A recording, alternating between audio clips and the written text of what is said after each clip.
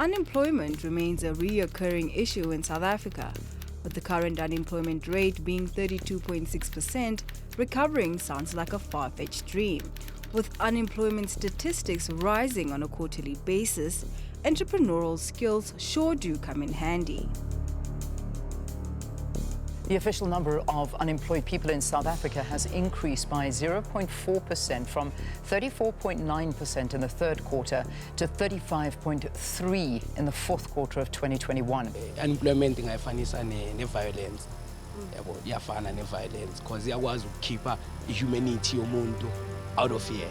Uzithole so join other groups, yabo, nizihlanganise as ama-agents nihambe niyoganga.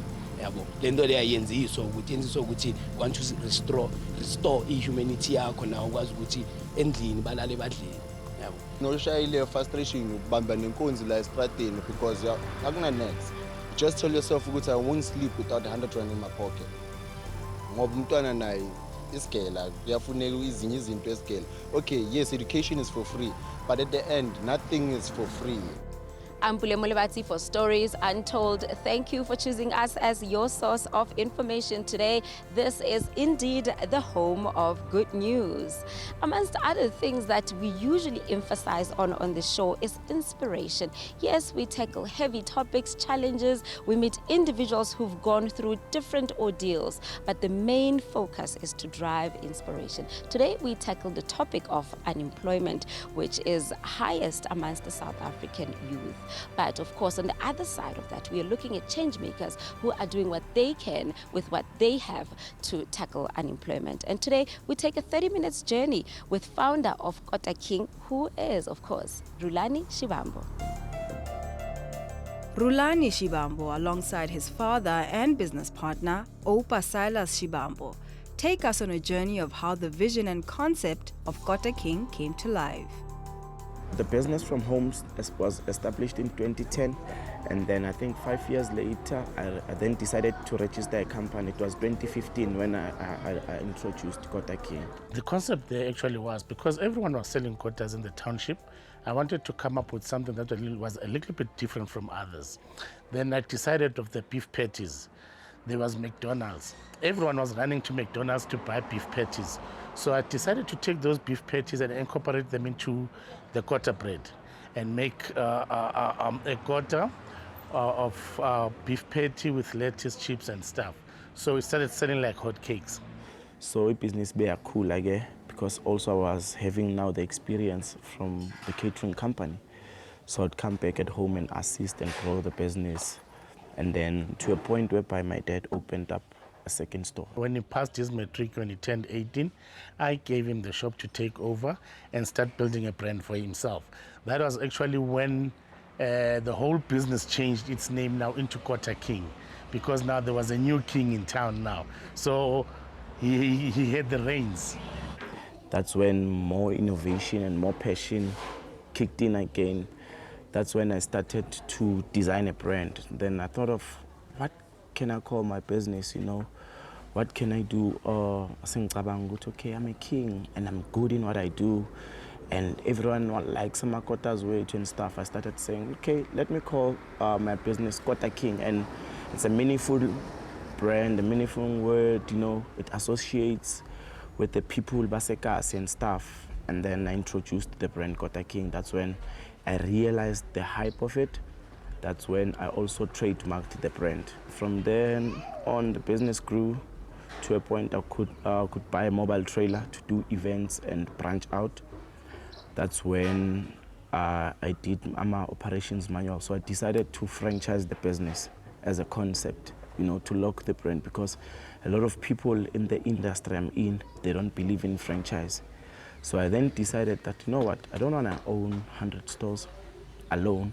However, I can give people an opportunity to invest in the brand. So I'll create a package, you know, provide training, provide the operations manual on how to do Kota, you know, how to run a successful and a profitable business. Then the business grew again to a point where by now we could have branches. Like we had a store in Limpopo, it closed down due to COVID. However, we didn't just sit back and say, what next after losing $500,000, you know. So I then jumped to Pretoria, set up another store at Sunny Park Shopping Center. It's still operational, but every day we learn in the business space. Like currently we just launched a container concept in Mfulo. So I think that's the brilliant and the perfect concept for our business at the moment, because if the business is not doing well in that area, it's easy to take the container, set it up in another area. Rhulani then saw a gap in the market and took advantage of the mobile containers. So these mobile trailers, we do events. You know, we go around doing pop-up stalls. So when there's a big event coming in the country, or they invite us, we go there, we participate because we've got a lot of traffic. People love our food. So that's why we ended up now opting to do pop-up stalls. I think we're sitting in Protea, we have 2 stores. We have another trailer in Kibla Park. We have another store in East Rand. We have another store in Pretoria and Mfulo. So we're sitting at about 6 stores currently. And we're still working towards getting more shops. So we want to expand. And the biggest aim is to get franchisees, because currently it becomes difficult, even worse, to run the business because it's growing beyond my control. Contrary to popular belief, a lot more goes into running a successful fast food business. It really takes a lot. Hey, it really needs so much dedication, you know. It really needs a lot of effort. It really needs a team, you know. Most of all, it needs a great team, because you cannot do all of this all alone. No, you'll have to get an operations manager. The way this business is growing now, it requires an operations manager, it requires a driver. We're not giving up, and we are open-minded people. It's just that the business now, it's growing beyond our control. So now we need more systems in place. We need more manpower to intervene and to believe in this dream.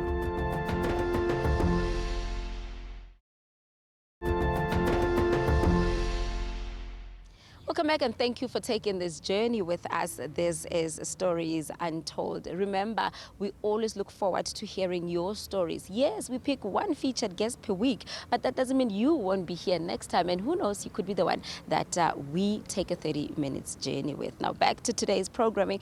We are putting a spotlight on an entrepreneur who is doing good by expanding and giving opportunities to young people like him by creating jobs. We're talking about the founder of Kota King, who has since established 4 more branches in other parts of Gauteng. Zanele and Ntantla have been working for Rhulani since 2018, and they walked us through their daily tasks.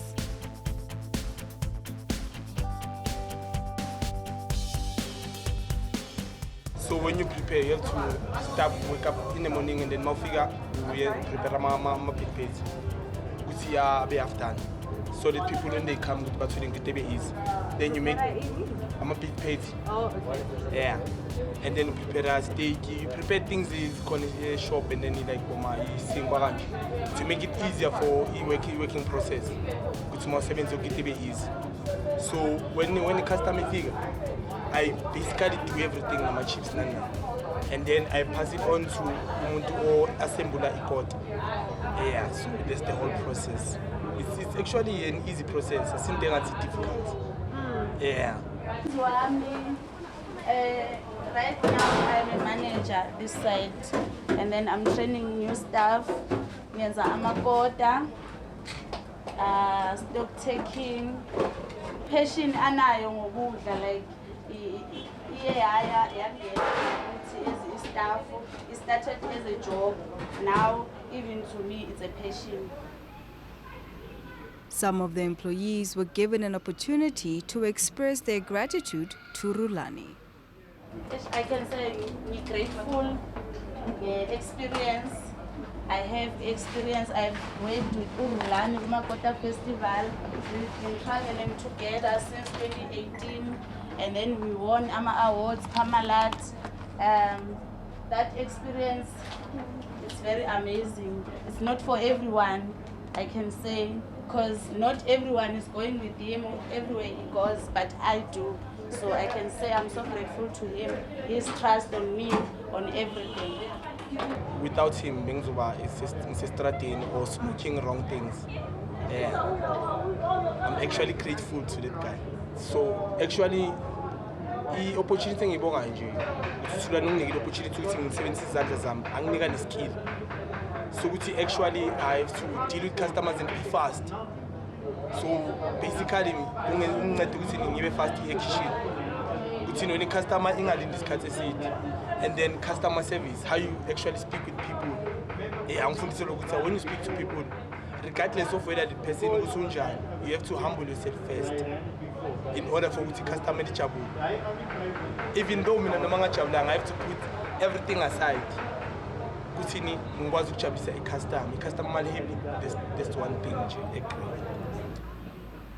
We took it upon ourselves to speak to some of the locals, and here's what they had to say about Kota King.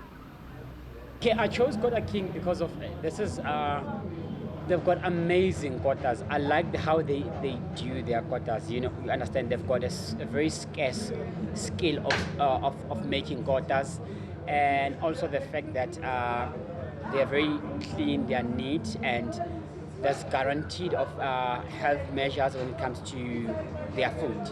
The way basithengisela ngakhona singama-customer iservice yabo ngiyajabulela nabantu laba namabhizinisi wamakota from elokishini fisa ngathi nabo they can learn from Kota King.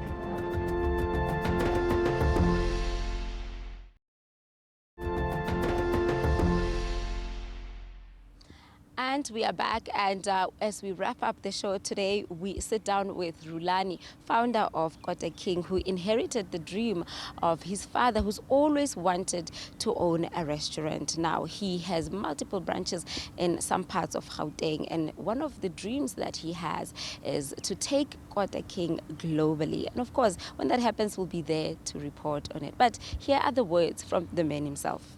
I have this burning desire, you know, of making this dream come true. So my dad always spoke about having like a restaurant, you know, a sit-in, a dine-in near Makota, you know, because Tina Ekaya, we like abantu about visionaries, you know, people that always think about the unthinkable. So people, when they see Kota, they see just takeaway, muntu thengi Kota, cheap quality food and stuff. And Tina, we're making sure la nekaya quality, it's our middle name, you know. So we always strive to provide good quality food. So what's keeping me going daily is trying to get this business into a proper sit-in dining restaurant, whereby in years' time, I just need more power, uguti, get more waiters and stuff. Utaksabi like the typical Kota store, you know.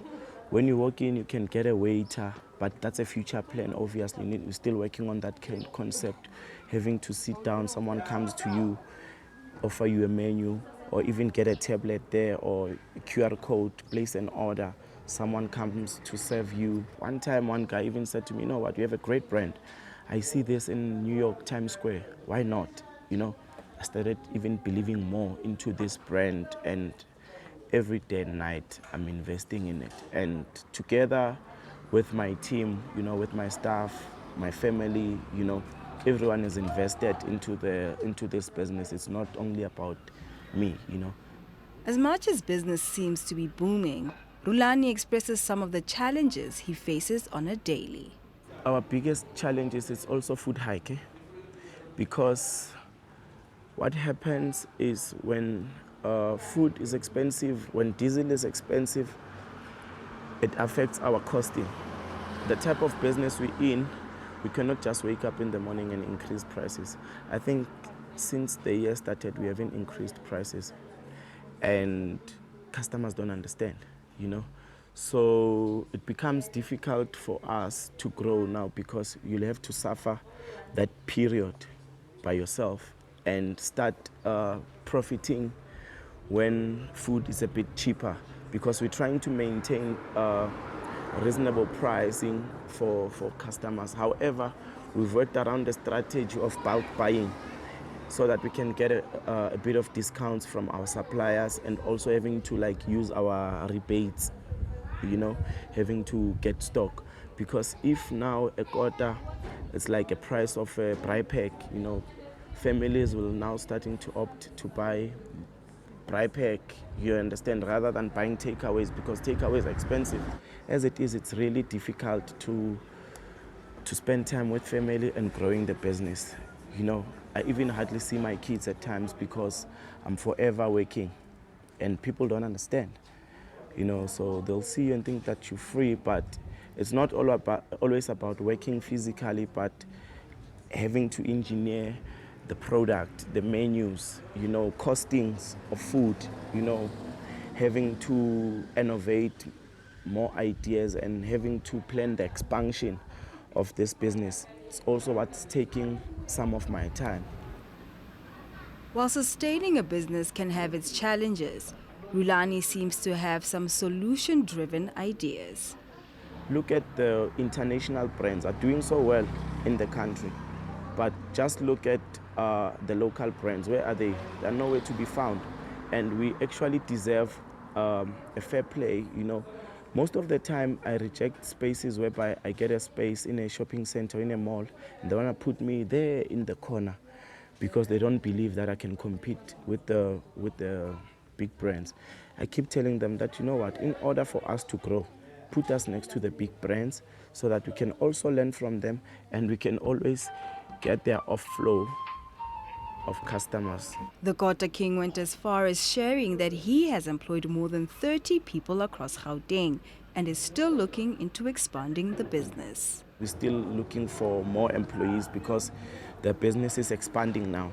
So in this yard where we seated at the moment, we're expanding into a Shisanyama as well. We want to incorporate Kota King with a buy and braai. So it means now the business will be growing. So at least we'll be able now to hire other people, you know. And currently already there's people who came to me, actually students that just matriculated. You know, I don't want to sit home, it's December.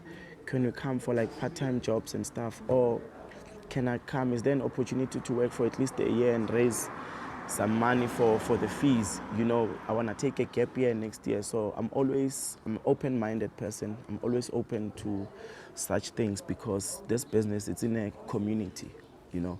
Why not look after the community? And we've come to the end of our show today. A big thank you to our featured guest, Rhulani, who shared his inspirational story with us. As he grows, we will definitely keep tabs on him and watch as he also improves many lives out there through creating jobs. We would like to encourage you to do the good that you can with what you have. You don't have to do exactly what Rhulani has done or is doing. You just have to reach out to the person that might be in need of whatever aid that you can offer. That is the change that we like to see and hear about right here on Stories Untold. From Pule Mulawati and the rest of the team, goodbye.